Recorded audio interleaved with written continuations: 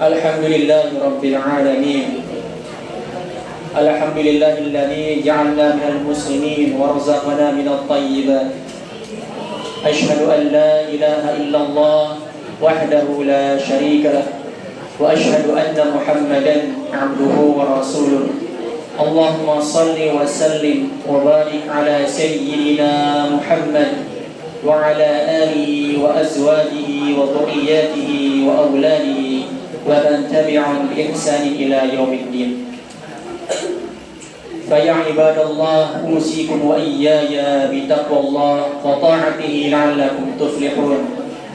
قال الله تعالى في القرآن الكريم: أعوذ بالله من الشيطان الرجيم. يا أيها الذين آمنوا اتقوا الله حق تقاته ولا تموتن إلا وأنتم مسلمون.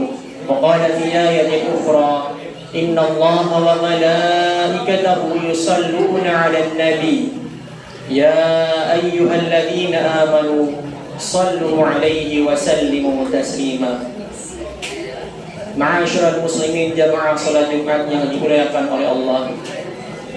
Marilah kita panjatkan puji syukur kepada Allah Subhanahu wa taala yang telah memberikan kita nikmat iman, nikmat Islam, nikmat sehat wal afiat, sehingga dengan nikmat itu semua kita dapat melaksanakan salat Jumat secara berjamaah. Dan tak lupa salawat beriringan dengan salam selalu terlimpah curahkan kepada suri tauladan kita, Nabi besar Nabi Muhammad sallallahu alaihi wasallam, kepada keluarganya, para sahabatnya, dan mudah-mudahan kita termasuk umatnya yang senantiasa istiqamah menjalankan sunnah-sunnah beliau. Amin ya rabbal alamin. Ma'asyiral muslimin jamaah salat Jumat yang dimuliakan oleh Allah. Khatib berwasiat kepada diri pribadi maupun kepada jamaah sekalian agar senantiasa marilah kita tingkatkan ketakwaan kita kepada Allah Subhanahu wa taala dengan sebenar-benarnya takwa.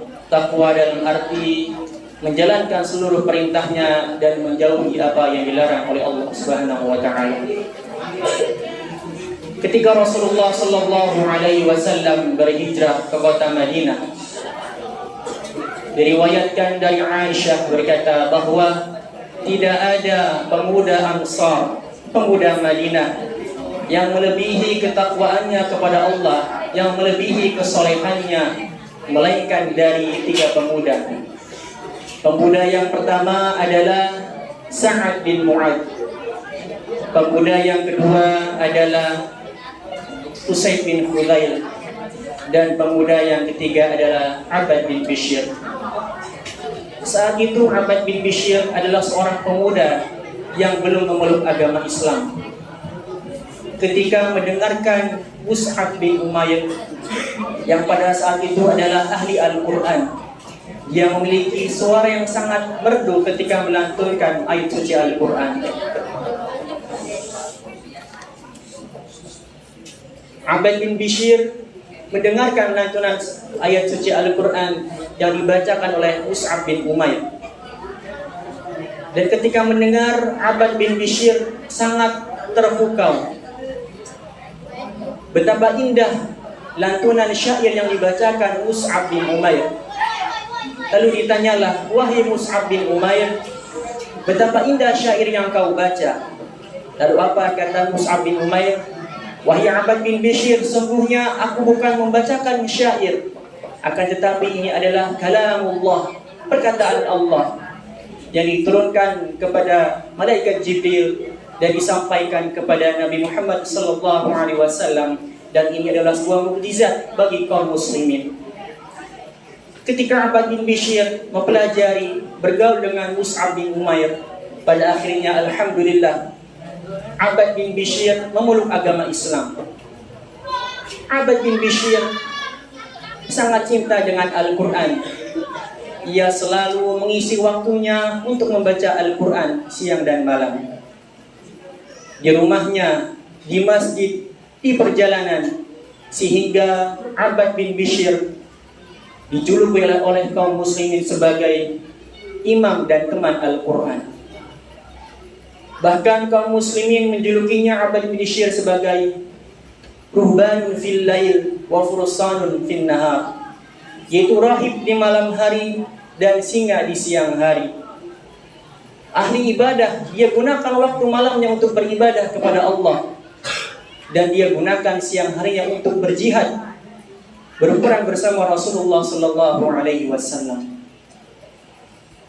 Ketika Abbad bin Bishr melaksanakan salat qiyamul lail di Masjid Rasulullah, Masjid Nabawi, lalu terdengarlah ke telinga Rasulullah, dan Rasulullah bertanya, "Wahai Aisyah, siapakah yang melantunkan ayat suci Al-Quran?"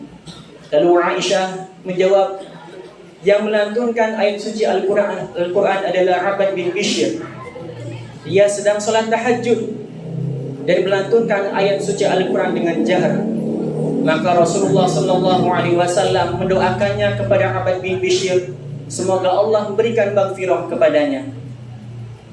Selain itu, Abbad bin Bishr adalah sebuah pelindung, seseorang yang melindungi Rasulullah sallallahu alaihi wasallam ketika perang Tabuk, dan selalu memberikan motivasi kepada kaum muslimin ketika berperang di perang Yamamah. Pada saat itu kaum muslimin hampir saja kalah ketika berperang dengan kafir Quraisy. Ketika Rasulullah sallallahu alaihi wasallam selesai berperang di Darqut Tariq, lalu Rasulullah bertanya kepada para sahabat, "Wahai sahabat, siapakah yang berjaga malam pada malam hari ini?" Lalu Ammar bin Yasir mengangkat tangan, "Saya ya Rasulullah, saya yang akan berjaga malam ini bersama sahabat saya, yaitu Abbad bin Bishr." Lalu Ammar bin Yasir berkata, "Wahai Abbad, saya yang terlebih dahulu untuk beristirahat." Maka Abbad bin Bishr berjaga malam sendirian. Dia mengawasi perkemahan kaum muslimin yang sedang beristirahat. Ketika sudah dipastikan kaum muslimin dalam keadaan aman, maka Abbad bin Bishr menjalankan rutinitas, yaitu salat qiyamul lail. Ketika salat qiyamul lail, ada mata-mata yang membuntui, yang mengikuti kaum muslimin.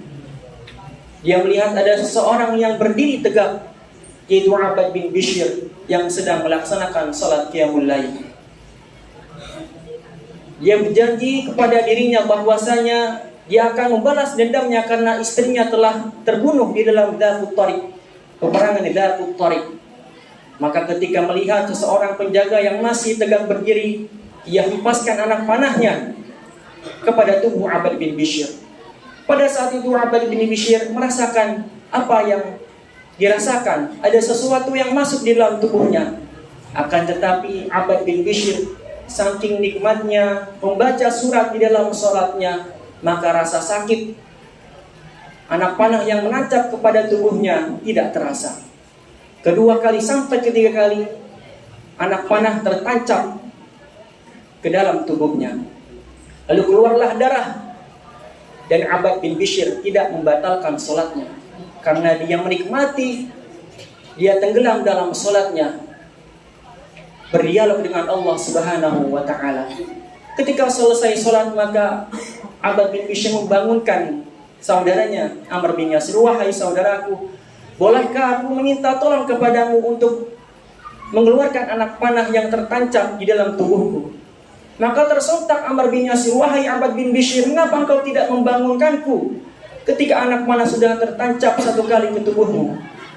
Maka dengarkanlah wahai jamaah apa kata Abbad bin Bishr, "Wahai saudaraku, kalaulah bukan ini adalah perintah dari Rasulullah sallallahu alaihi wasallam yang memberikan amanah kepadaku untuk menjaga kaum muslimin yang sedang beristirahat, maka demi Allah, aku tidak akan pernah mau batalkan salatku.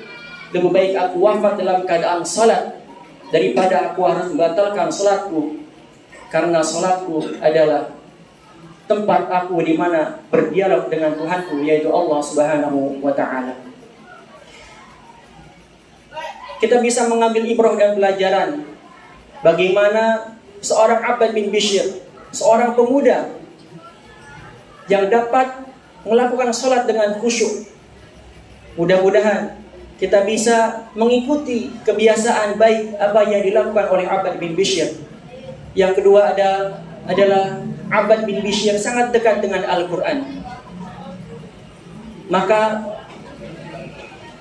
Dekatilah Al-Quran.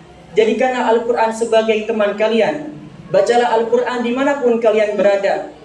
Janganlah bosan membaca Al-Quran, karena Al-Quran akan memberikan pertolongan kepada siapa yang membacanya di yaumil qiyamah. Iqra'ul Qur'ana fa innahu ya'ti yaumil qiyamah syafi'an li ashabi. Mudah-mudahan kita dijadikan golongan orang-orang yang senantiasa mudah melakukan amal saleh dan membiasakan, terutama generasi muda, ciptakanlah kebiasaan-kebiasaan yang baik, maka insya Allah ketika di masa tua kita tidak berat untuk melakukan amal-amal baik. Mudah-mudahan kita dimudahkan untuk melangkahkan kaki membaca Al-Quran dimanapun kita berada. Mudah-mudahan Allah mengampuni segala dosa-dosa kita, dan mudah-mudahan Allah meridhoi kita agar kita dimasukkan ke dalam surganya. Amin ya rabbal alamin. Barakallahu li wa lakum wa nafa'ani wa iyyakum bima fihi minal ayati wal dzikril hakim.